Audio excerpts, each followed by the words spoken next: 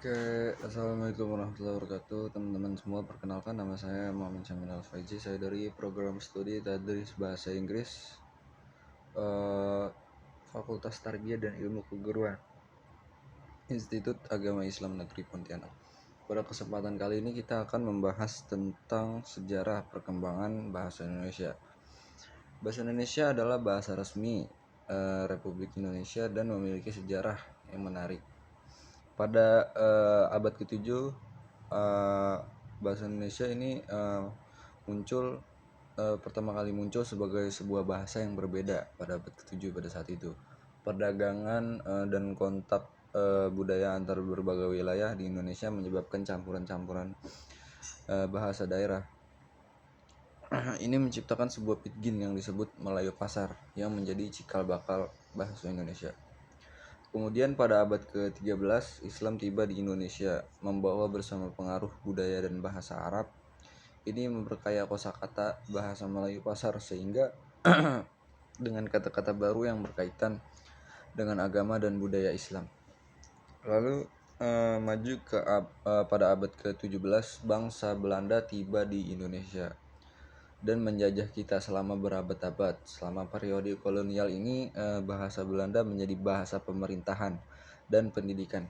Meskipun bahasa Belanda mendominasi, bahasa Indonesia tetap berkembang dalam lapisan masyarakat yang lebih rendah sebagai bahasa komunikasi sehari-hari. Kemudian perkembangan penting lainnya pada tahun 1928 ketika Kongres Pemuda di Indonesia menyatakan bahasa Indonesia sebagai bahasa nasional pada tahun 1945 ketika Indonesia merdeka. Bahasa Indonesia secara resmi diadopsi sebagai bahasa nasional dan bahasa pengantar dalam pendidikan. Sejak saat itu bahasa Indonesia terus berkembang.